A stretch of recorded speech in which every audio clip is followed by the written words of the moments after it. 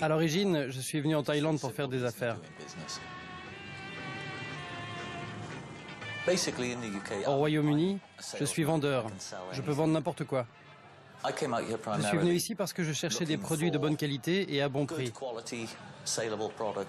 Et la Thaïlande en a à profusion. Ce que je cherchais, c'était des vêtements, des sacs à main, du cuir, des motos, des tableaux, n'importe quoi.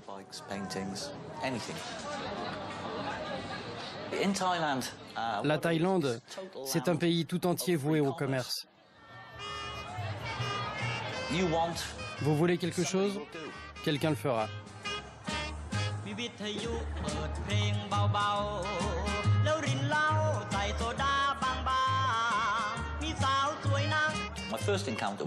Ma première sortie à Bangkok la nuit. J'avais 4 nuits à passer ici. Alors j'ai voulu me mettre au parfum tout de suite.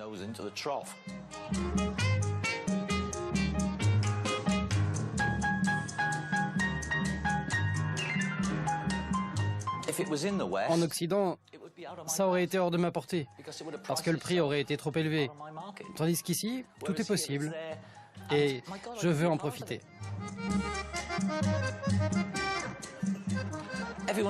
Tout le monde pense, ces pauvres petites Thaïlandaises, on les force à travailler dans les bars. On ne les force à rien du tout. Elles font exactement ce qu'elles veulent, au prix qui leur convient. Les gens pensent qu'elles salopard. Non, je suis un consommateur. Elles sont contentes, je suis content. Quel mal y a-t-il à ça?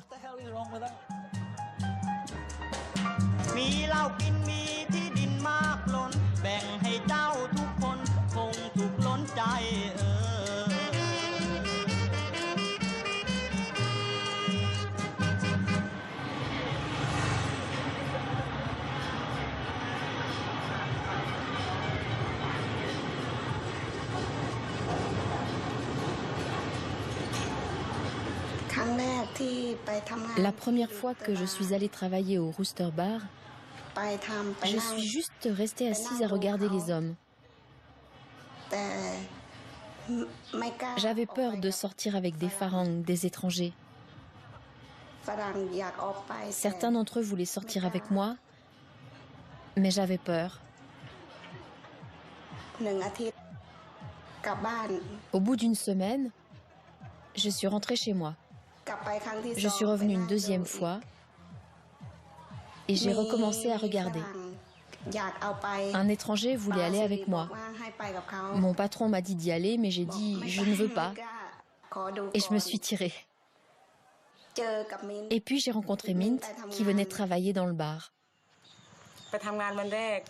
Quand j'ai rencontré Tip le premier jour, je me suis dit « pourquoi elle est toute seule ? Pourquoi elle n'a pas d'amis ?» Tip avait peur de tout. Mint allait avec des hommes, avec des étrangers.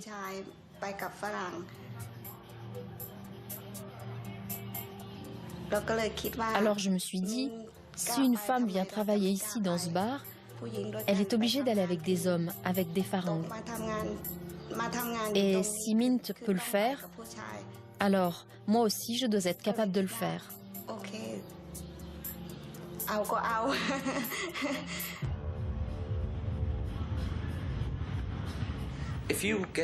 Quand vous divorcez comme moi à 42 ans, vous n'avez plus grand-chose à attendre. Tout ce que vous pouvez espérer, c'est quelqu'un avec 3 gosses et un lourd bagage affectif.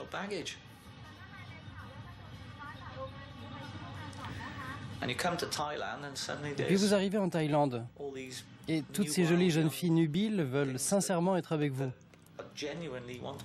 Vous vous amusez quelques semaines, et puis vous en rencontrez une, et vous vous dites « je l'aime bien ». La première fois que j'ai rencontré Edward, c'était à l'hôtel Waraburi. J'étais venue avec une amie chercher des étrangers.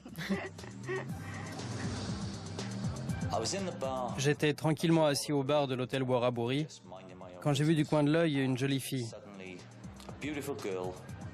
Et chaque fois que je la regardais, elle me regardait aussi. Je l'ai vu et il m'a souri. On a fait connaissance, on s'est présenté. Je prends un verre, elle prend un verre. Très contente d'être là, elle ne s'en va pas. Il m'a demandé si je m'intéressais à lui, s'il me plaisait. Il a dit qu'il allait m'emmener quelque part. Et puis j'ai dit, bon, maintenant je m'en vais, je remonte dans ma chambre. Elle a dit, est-ce que je peux rester? Parce que j'habite très loin. J'ai répondu, ok, tu peux rester. J'ai accepté de rester dans sa chambre avec lui. C'est agréable d'avoir quelqu'un à vos côtés. En plus, vous vous dites, si elle n'était pas ici, Dieu sait dans quel pétrin elle serait ailleurs.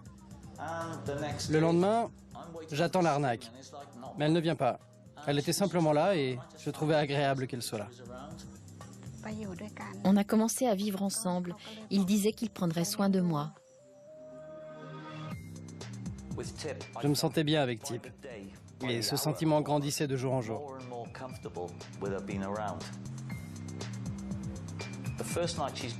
Le premier soir qu'elle était dans ma chambre, je suis allé aux toilettes en me disant « Quand je reviendrai, mon sac aura disparu et elle avec. » Mais pas du tout. Le lendemain, j'ai laissé 100 bahts bien en évidence. Et l'argent était encore là à mon retour. Au bout d'une semaine, j'avais assez confiance en elle pour laisser traîner tout ce que j'avais. Persuadé que non seulement elle ne prendrait rien, mais qu'en plus, l'argent était en sécurité. Quand Edward venait en Thaïlande, il dépensait beaucoup. Il dépensait sans compter. Et je ne voulais pas qu'il soit à sec.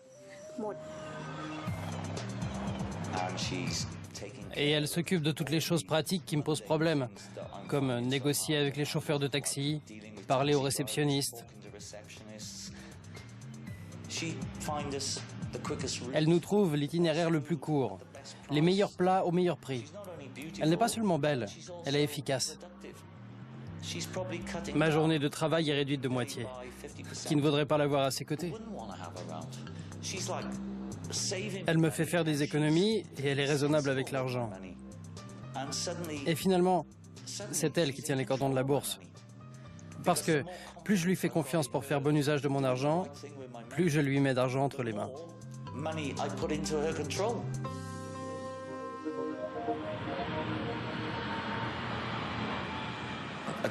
J'avais passé 5 semaines avec elle et il fallait que je rentre au Royaume-Uni. Et le retour, c'est toujours une terrible dégringolade affective.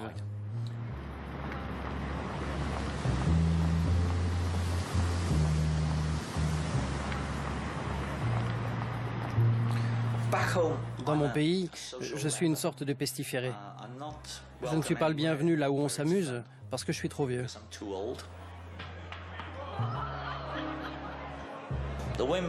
Les femmes sont séduisantes, mais elles sont inaccessibles pour moi, parce qu'elles préfèrent les jeunes. Je n'ai pas de relation durable. Je suis au début de la quarantaine. En résumé, je suis bon pour la casse. J'attends juste le jour où je pourrai acheter la ferme. J'ai arrêté de travailler dans le bar et je suis rentrée chez moi. Edward allait m'envoyer de l'argent pour élever mon enfant. Selon nos critères, ce n'était pas beaucoup d'argent. Je lui en ai envoyé assez pour qu'elle soit libre de retourner à la ferme. Mais c'était une misère. On se parlait tous les jours. Je sentais qu'on était de plus en plus proches. Elle m'appelait de la ferme, me faisait parler à telle personne, puis à telle autre. Et c'était toute la vie de la campagne qui défilait au bout du fil. Moi, j'étais coincé au Royaume-Uni dans la pluie et la neige, et je me disais, je veux aller là-bas, je ne veux plus rester ici.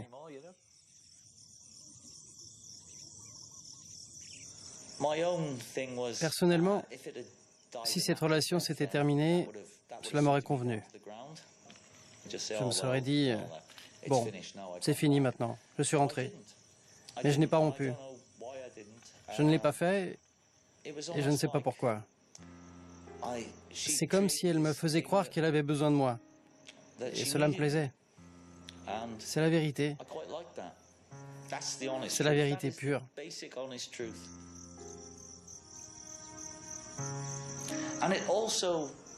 Cela flattait mon ego. J'étais le chevalier Galahad, souvent réponse prisonnière dans sa tour d'ivoire.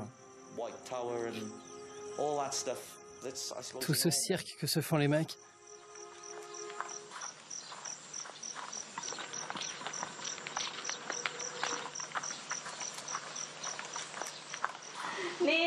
Ici, c'est la maison où je suis née.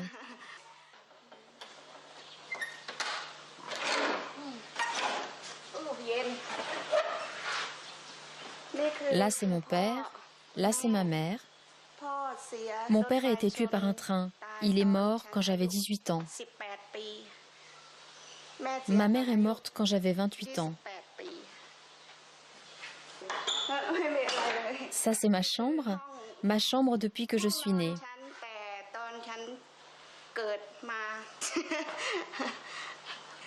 J'y dors maintenant avec 5 ou 6 personnes.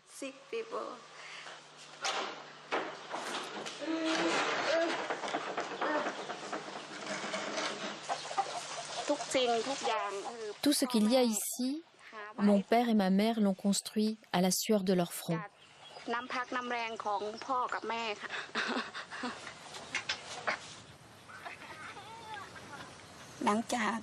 Quand j'ai rompu avec le père de Somo, je suis allée travailler à Bangkok.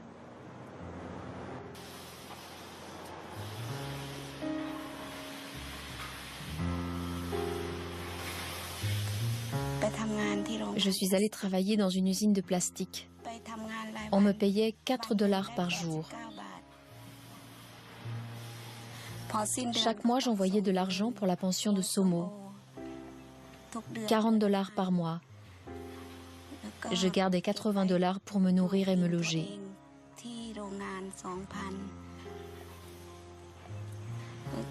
J'ai fait ça pendant près de 2 ans. Je savais que si je restais à l'usine, je ne pourrais pas mettre de l'argent de côté.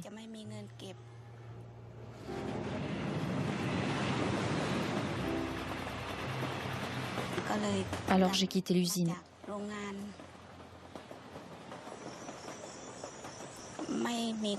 Sinon, je n'aurais jamais eu les moyens d'envoyer Somo à l'université.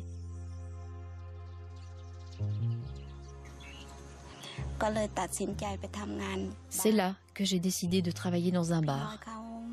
Ma sœur aînée connaissait un homme du nom de Siri. Il avait un bar à Bangkok. Il a dit qu'il me donnerait un emploi et aussi que c'était le bon moyen de rencontrer un étranger.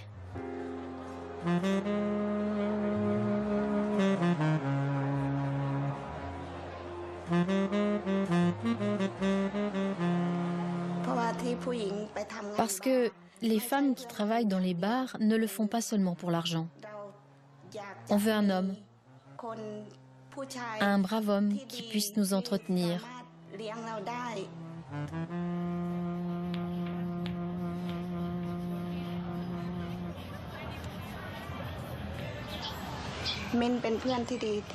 Mint est ma meilleure amie.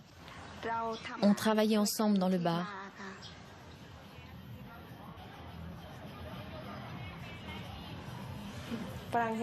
Les étrangers ont beaucoup d'argent. C'est pour ça que j'en veux un. Les Thaïlandais travaillent dur, mais ils ont peu d'argent. Les Farangs, les étrangers, travaillent un peu, mais ils ont beaucoup d'argent. Je suis jalouse. Oui, jalouse des Farangs, jalouse des étrangers.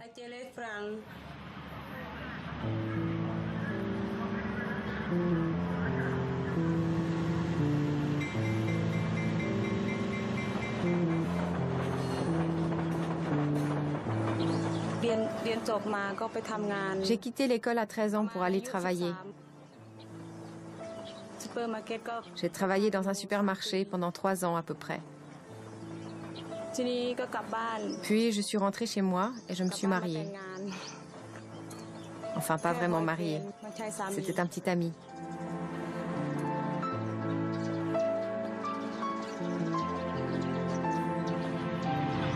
Mon village.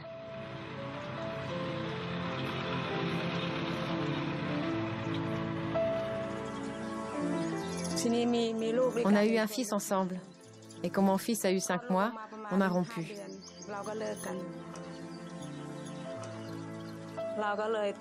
Je devais travailler pour subvenir aux besoins de mon enfant et de ma famille. L'agriculture n'apporte pas grand-chose. Alors quand j'ai eu 23 ou 24 ans, je suis allée travailler dans un bar.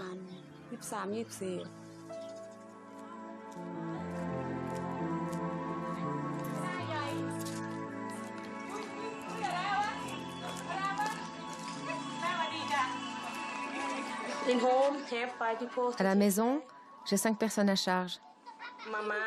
Ma mère, mon fils, ma sœur et ses 2 fils. Mon père est mort.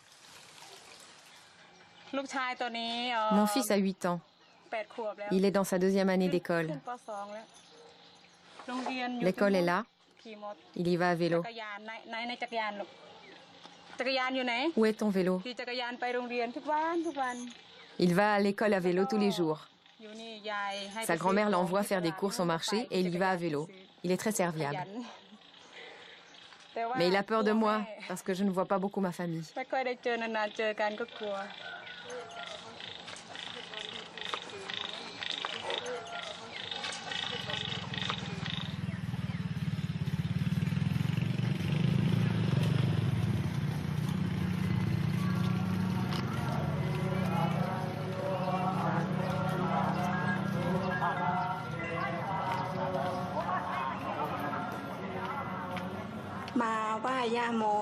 Je suis venue prier la déesse Yamo pour qu'elle me donne de la chance et du bonheur dans la vie.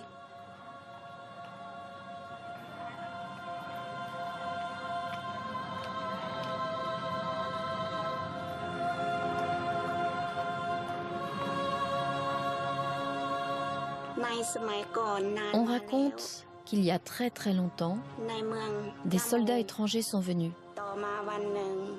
Ces soldats ont envahi la ville de Yamo.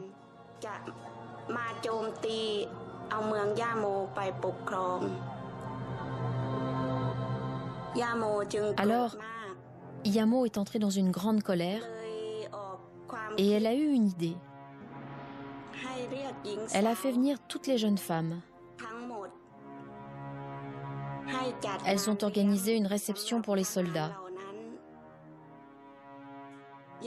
Yamo a demandé aux jeunes femmes de flirter avec les soldats pour gagner leur confiance.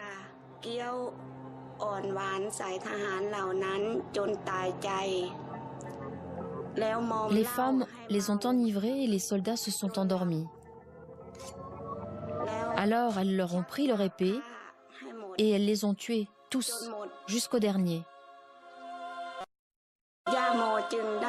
C'est comme ça que Yamo a pu reprendre la ville.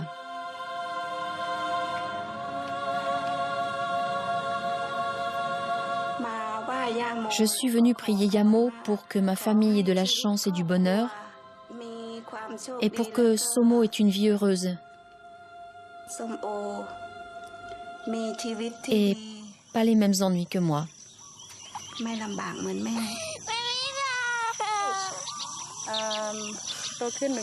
Qu'est-ce que tu veux faire quand tu seras grande? Je veux travailler à l'aéroport.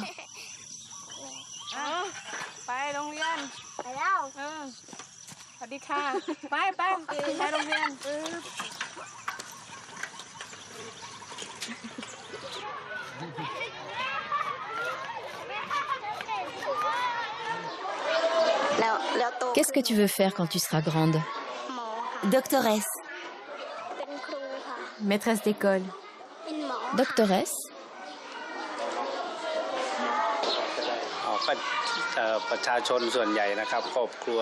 La majorité des familles est très pauvre ici. Ce sont des agriculteurs, des maraîchers. Quelques enfants seulement accéderont à l'enseignement supérieur.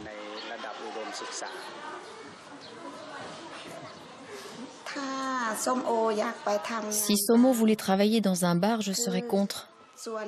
Tout le monde déteste ce travail et c'est mal vu par la société.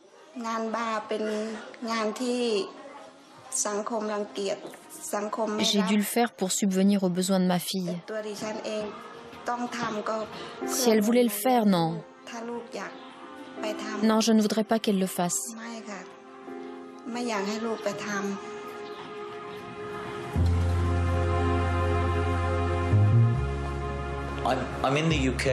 Je suis au Royaume-Uni. Il fait froid, humide, le vent souffle et tout à coup je reçois un appel de Thaïlande. C'est Tip. Et c'est comme un appel au secours. Du genre, je me sens seul, abandonné, j'ai besoin de toi. Elle a touché la corde sensible. J'aurais fait n'importe quoi parce que tout d'un coup je me sentais en vie. Je me sentais nécessaire. J'avais un but. Je me sentais un homme, un vrai. Ce n'est pas qu'une histoire de sexe. C'est le sentiment de compter pour quelqu'un, d'exister, d'être un être humain, d'être lié à quelqu'un, d'être aimé. Loved.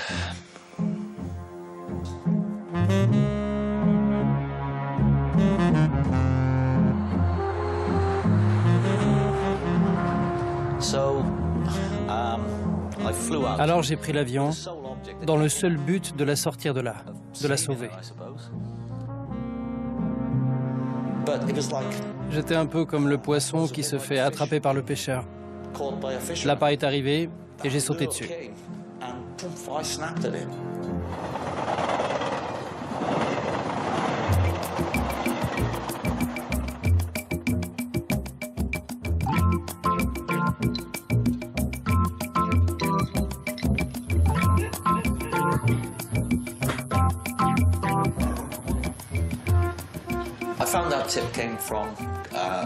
J'ai appris que Tip venait d'un petit village du nord-est de la Thaïlande, Krasang. On est arrivé de nuit, si bien que je n'ai même pas vu à quoi ressemblait Krasang. Le lendemain, au réveil, je regarde dehors et je vois des gens avec des chapeaux de paille occupés à cueillir le riz dans les champs. Je pensais, qu'est-ce que je fais là? En fait, je ne l'ai jamais demandé en mariage. Tout était tellement ambigu que je ne peux même pas me souvenir du moment précis où il a été décidé qu'on allait se marier.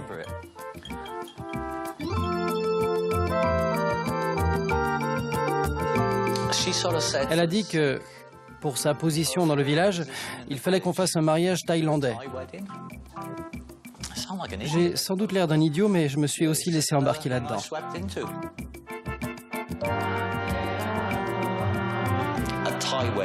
Un mariage thaïlandais est totalement différent de notre mariage.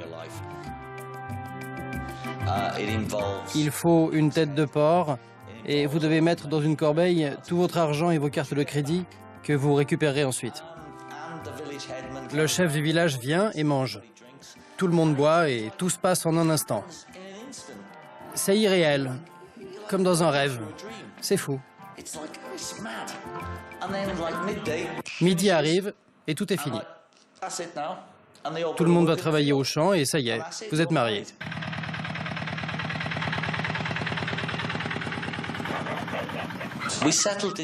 On s'est installé à Krasang parce que sa fille est là, sa sœur est là et plein d'autres sœurs encore. Son frère aussi est là. C'est comme une petite communauté agricole. La vie y est très bon marché. C'est en quelque sorte notre base en attendant qu'on décide de ce qu'on va faire.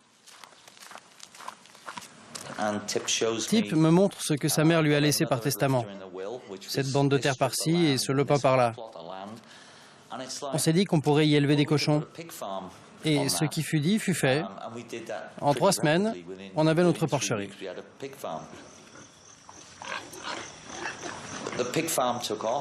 L'élevage de porcs a démarré et on s'y est mis. Je suis devenu un éleveur de porcs. Je me levais à 6 heures du matin et j'allais pelleter la merde des cochons. C'était marrant. J'avais vendu des biens au Royaume-Uni 2 ans avant. J'avais donc ce capital. Mais j'ai aussi contracté un emprunt. J'ai liquidé mes avoirs, réuni tout l'argent liquide que j'avais et on a décidé de faire notre vie ici.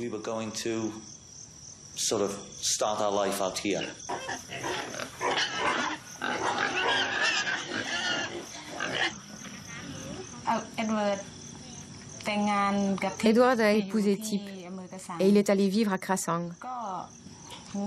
Il avait beaucoup d'argent.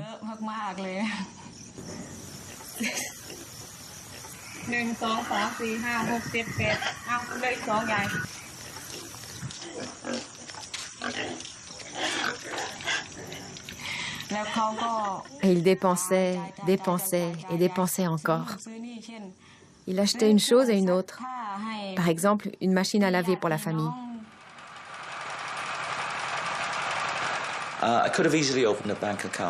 J'aurais pu facilement ouvrir un compte bancaire. Et je me suis dit, Tip et moi, on est mariés. On est mariés femmes et elle sait très bien gérer l'argent. Alors je me suis dit, je vais lui laisser gérer les finances. Et je lui ai tout donné. Et à partir de là, j'ai eu de la peine à avoir de l'argent de poche. J'avais de la peine à avoir assez d'argent pour faire le plein de ma moto. Et l'autre chose, c'était la télévision. Je voulais recevoir la chaîne HBO, mais il fallait payer tant de bahts par mois et ma femme était très près de ses sous. Elle ne voulait pas en entendre parler.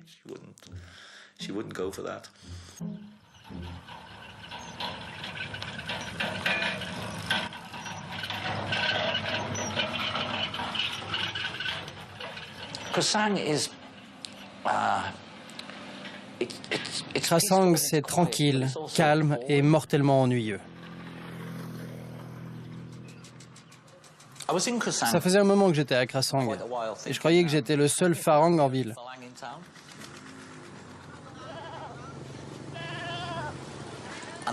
Puis j'ai eu ma moto et j'ai commencé à aller au centre-ville. Et là, je me suis rendu compte qu'il y avait d'autres types dans les parages. Généralement aux distributeurs de billets ou des endroits du genre. Et ils se rencontrent tous les jours. Si on ne parle pas l'anglais pendant quelques jours, on devient cinglé. Je ne pourrais pas vivre en Amérique comme je le fais ici. Je ne pourrais pas avoir ce que j'ai ici. Jamais. Les prix sont 5 fois plus bas qu'en Norvège. Une maison en Floride coûterait probablement 300 ou 400 000 $. Ça n'a rien à voir avec les prix d'ici. Ici, ça coûte 20 000, 25 000 $. Rendez-vous compte? Si j'étais aux États-Unis, je devrais travailler jusqu'à 65 ans. Ici, pas besoin. Des Farangs, il en arrive toutes les semaines.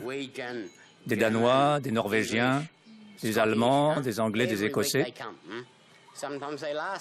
Toutes les semaines, il y en a des nouveaux. Parfois, ils restent, parfois non. Il y en a presque une centaine dans un rayon de 5 km.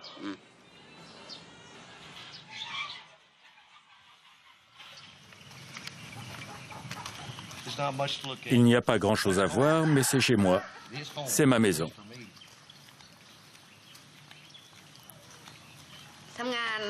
Je travaillais dans un bar depuis 1 mois et demi quand j'ai rencontré Larry. Il est très gentil et prend soin de moi.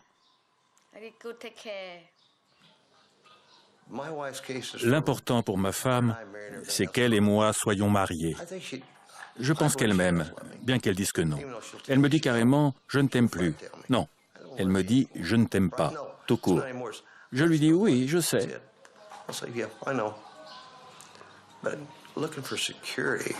La recherche de la sécurité ou d'une vie meilleure semble être le but essentiel. Je pense que pour une Thaïlandaise, l'un des avantages d'épouser un Farang, c'est l'éducation de ses enfants. Elle y tient parce qu'elle-même a été très peu scolarisée. Et ses enfants maintenant ont plus qu'elle n'a jamais eu. Comme sa fille aînée qui vit avec nous, j'aimerais qu'elle aille à l'université afin qu'elle puisse gagner de l'argent et faire de meilleurs choix de vie. Moi, j'ai tout essayé et rien n'a marché. C'est pour ça qu'en dernier recours, j'ai choisi cet homme. Finalement, j'ai de la chance. J'ai de la chance de l'avoir rencontré. Son visage, au début, il ne riait pas. Il me regardait, il me faisait peur. Quand il s'est mis à rire et à sourire, je me suis dit, ce type n'est pas si mauvais. Et on a commencé à être ensemble. Il devait rentrer en Angleterre. Il devait rentrer en Angleterre. Quand il est revenu, on est allé à Krasang et on l'a dit à maman et à tout le monde. Ils sont tous venus à la maison pour voir le farang, l'étranger, parce qu'ils ne pouvaient pas croire que j'en avais décoté un.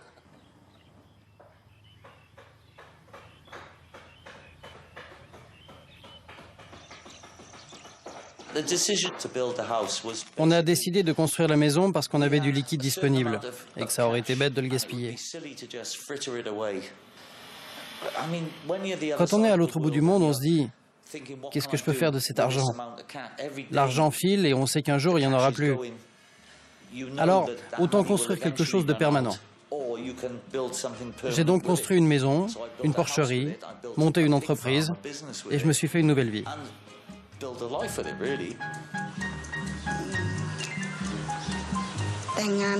C'est bien d'épouser un étranger.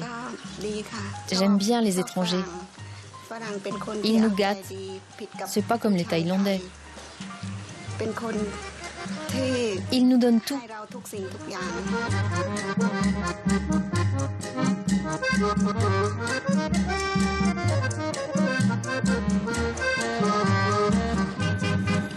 Les gens viennent ici, ils pensent qu'ils vont profiter de la vie, ils croient avoir un petit pécule. Quand ils arrivent, ils s'imaginent que ça va durer toujours, mais non, l'argent file. Ceux que j'ai connus, c'est le schéma classique, ils se retrouvent sans argent. Ils épargnent là d'où ils viennent, ils arrivent ici, et quand l'argent s'est envolé, c'est comme les t-shirts qu'on voit à Bangkok. No money, no honey. Pas d'argent, pas d'amour. Oui, il y a beaucoup de farangs qui sont exploités pour leur argent. Mais certains sont très bêtes. Ils arrivent dans ce pays, au bout d'un mois, ils rencontrent une fille et déménagent dans le nord avec elle, à Krasang ou ailleurs. Dans les 2 mois qui suivent, ils sont mariés et ils font construire une grande maison. Mais on ne peut pas posséder des terres ici. Alors la maison est forcément au nom de la fille. Et très souvent, c'est bye bye. La maison est construite, le type est hors jeu, et il n'a aucun recours. C'est comme ça que se termine bon nombre de relations ici.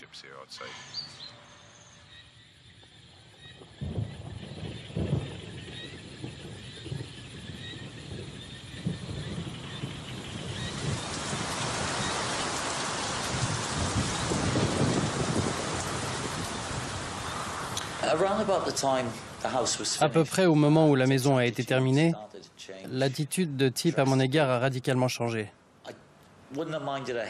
J'aurais supporté qu'elle me déteste ou qu'elle soit en colère contre moi, qu'elle éprouve une quelconque émotion, mais elle a juste basculé dans l'indifférence.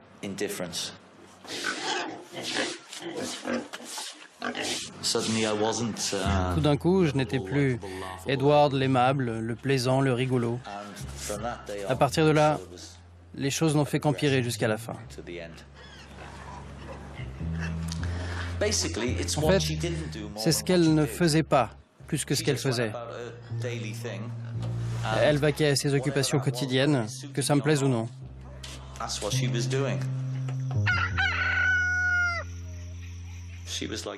Elle se levait à 6 heures, travaillait sur sa machine à coudre, parfois jusqu'à 2 heures du matin.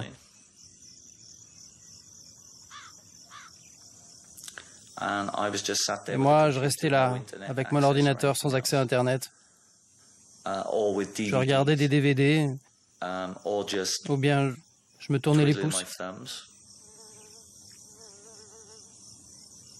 Je traînais autour de la ferme, je m'asseyais dans le hamac, et je devais pleurnicher pour avoir une bière.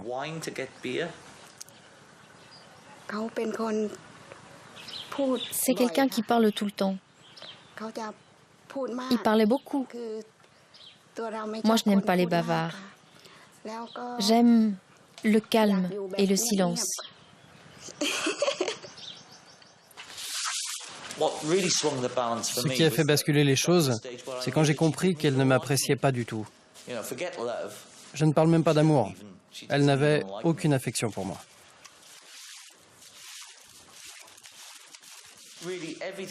En fait, tout ce qui avait à faire avec moi était une corvée pour elle. J'ai senti qu'elle serait beaucoup plus heureuse sans moi.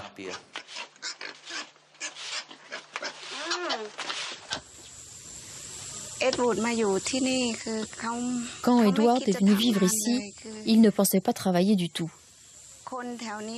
Les gens ont commencé à dire « Ce n'est pas bien de se comporter comme ça ne va pas durer longtemps vous deux. » Parce qu'il ne faisait rien du tout.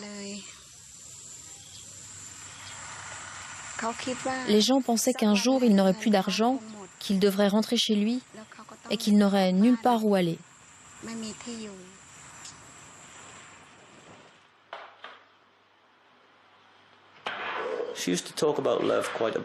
Avant, elle parlait d'amour. Mais vers la fin, elle disait « L'amour, je ne peux pas le boire ou le manger. » Il disait qu'il m'aimait. « Je t'aime, type, blablabla. Ton amour, je ne peux pas le manger. Ton amour de merde, ça ne me nourrit pas. » Oui, je lui ai dit ça.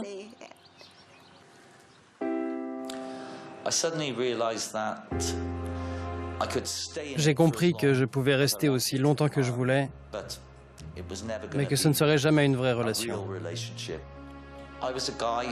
J'étais un type qui financièrement pouvait fournir ça et ça, mais en tant que personne, en tant qu'être humain, en tant qu'individu, moi, que du mépris. Il pense que je voulais me débarrasser de lui, le faire partir de la maison. Que dès que j'ai tout eu, j'ai voulu qu'il s'en aille. Elle me disait, si tu te conduis bien, si tu la boucles, tu peux vivre ici pour toujours. C'était des conditions que je ne pouvais pas accepter.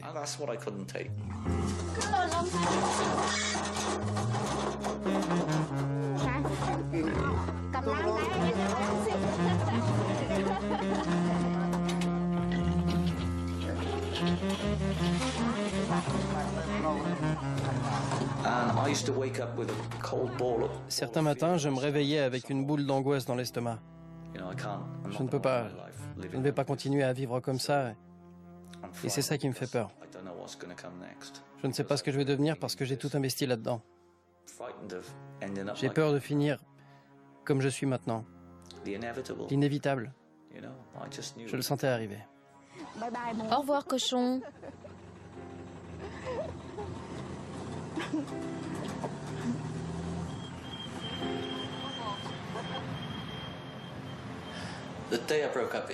Le jour de ma rupture avec Tip, j'étais à Pattaya avec un ami. On devait y passer la nuit. Mint est arrivé et Tip est parti avec elle. Ça a été la goutte d'eau qui a fait déborder le vase. J'ai dit que je ne reviendrai plus à la ferme. La dernière fois qu'on est allé à Pattaya ensemble, Edward s'est saoulé. Et il a commencé à hurler. Il m'a arraché mon collier et mon bracelet. Je lui ai dit, si tu te comportes comme ça, je ne veux pas de toi. C'est la dernière fois, on ne peut pas rester ensemble. Tu te conduis comme un voleur et un bandit. Qu'est-ce que j'ai fait, bordel? Je suis désolé d'exister, Tip. Je suis désolé que tu sois venu au Waraburi et que tu m'aies harponné. Désolé d'avoir pris soin de toi, de t'avoir construit une maison et une porcherie. Pour un peu, je m'excuserais de te quitter en te laissant tout.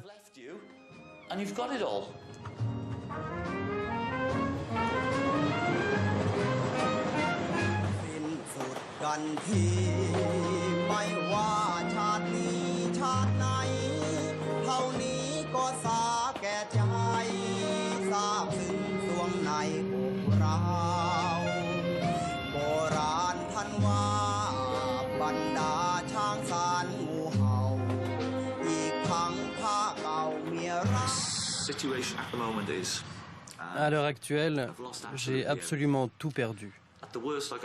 Au pire, je dois rentrer au pays, et là-bas, je n'ai absolument rien parce que j'ai tout vendu pour venir ici. Ma femme thaïlandaise a une maison, une ferme, une moto, ma moto, et tout le reste, l'or, l'argent, les avoirs. Et moi, j'ai rien. Je suis assis entre deux chaises et on se demande pourquoi j'ai des ulcères. Et les gens se demandent pourquoi je bois.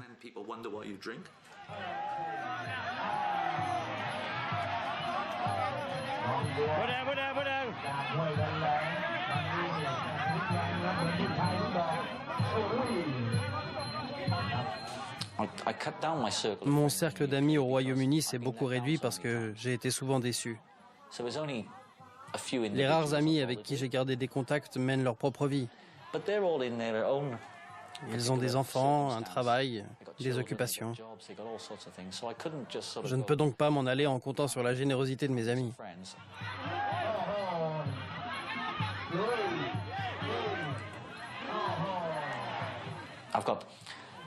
Et je n'ai plus de lien avec ma famille.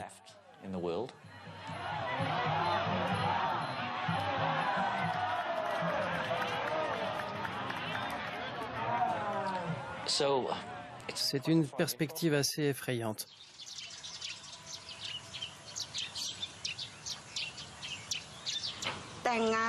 Depuis mon mariage avec Edward, je vis mieux. Avant, je vivais dans la maison de ma sœur aînée. Depuis que je suis mariée avec Edward, j'ai une maison à moi. Je vis mieux qu'avant.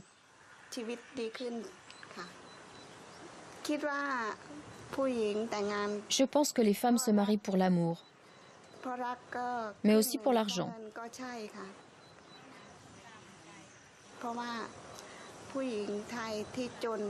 Et nous, les Thaïlandaises, comme on est très pauvres, on fait tout pour avoir une vie meilleure. On veut se marier et on veut être heureuse. Et on veut avoir assez d'argent pour vivre bien et avoir assez à manger.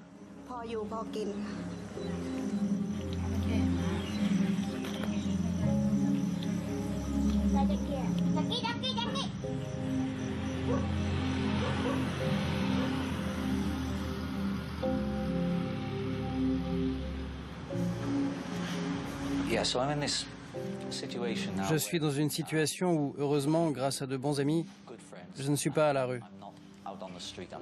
Je ne suis pas indigent, mais je suis saigné à blanc. Alors, je compte aller voir ma femme, qui contrôle tous nos avoirs et tous nos biens. Et je vais essayer d'obtenir un arrangement. C'est prévu pour demain. Peut-être qu'après maintenant 4 mois et demi, elle sera disposée à discuter et à être un peu raisonnable. Mais nous verrons.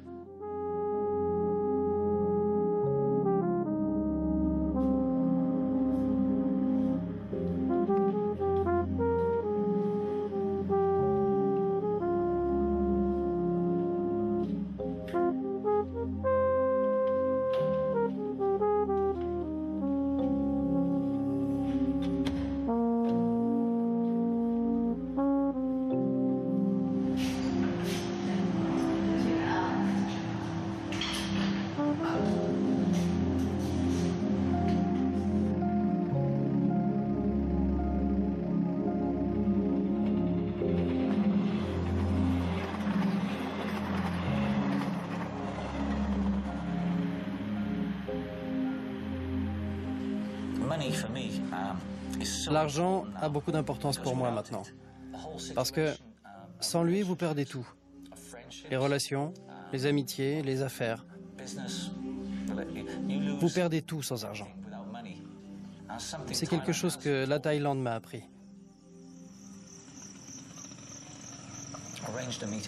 J'ai réussi à rencontrer ma femme. Elle a été glaciale. On est finalement parvenu à un compromis. On a convenu qu'elle allait m'acheter un billet de retour, et c'est ce qu'elle a fait. Mais je me sens encore un peu lésé, parce qu'au fond, tout ce qu'on avait venait de moi. Mais elle ne voit pas les choses comme ça. On est toujours là, alors quand tu reviendras, tu sauras où nous trouver. Merci. Merci. Bonne chance, Ted. Bonne chance à toi aussi. Tu reviendras. Oui, je reviendrai. Ils sont environ 6 à être partis du village. Je n'en ai jamais vu revenir aucun. Sauf un gars, l'an dernier, un Australien qui est revenu. mais avec une autre fille de ce village.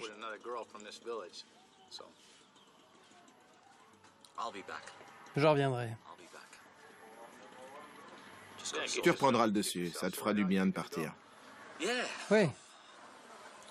Je déborde d'énergie.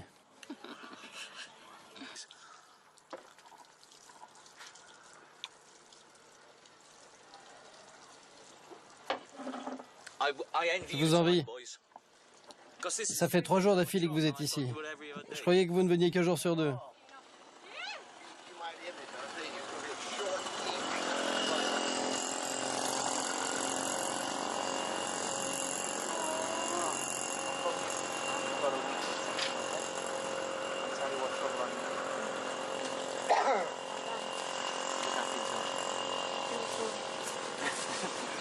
I don't know how. Hey Mint, bye bye. Salut Mint.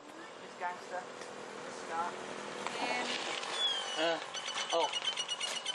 And what about tip one Tip, last time? pour la dernière fois, bien. Come on. Come on. Come on. Mint, J'espère que tu reviendras. come on.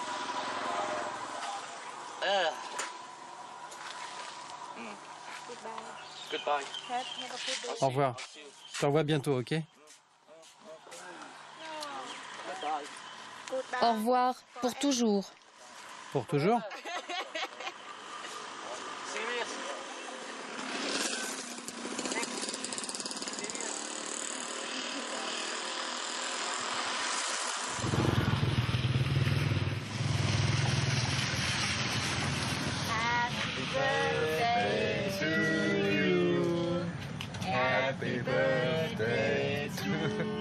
I might fly tomorrow.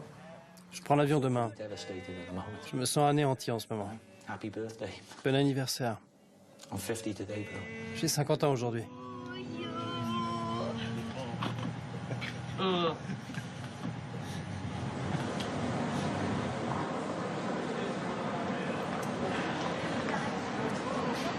Once I change this money, it's probably about 100. Quand j'aurai échangé cet argent, il n'y aura probablement qu'une centaine de livres, disons 140 livres, entre moi et le dénuement total. Bag full of clothes. Et un sac plein de vêtements. I've got J'ai des sandales. sandals. At least it's coming. Au moins, on va vers l'été au Royaume-Uni. I just don't know. Je ne sais pas. What's gonna Je ne sais vraiment pas ce qui va m'arriver. have to. Il va falloir que je retombe sur mes pieds.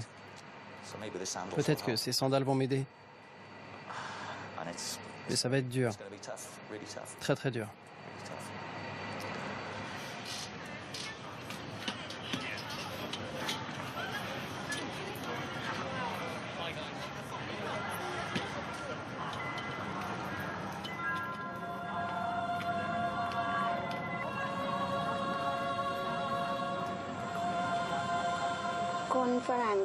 Les étrangers qui viennent ici se vantent de pouvoir acheter tout ce qu'ils veulent. Mais les Thaïlandais ne s'achètent pas parce qu'ils ne vendent pas leur gentillesse. L'argent n'achète pas tout.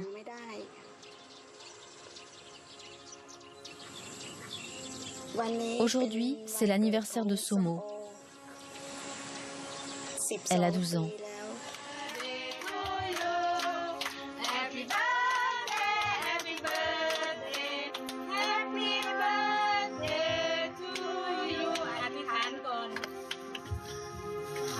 Fais un vœu.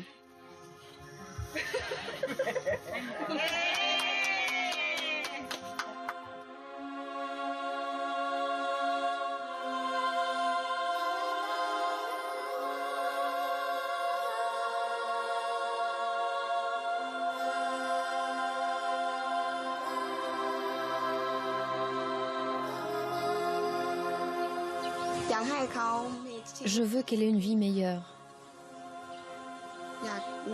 Je veux qu'elle ait de l'argent pour faire des études.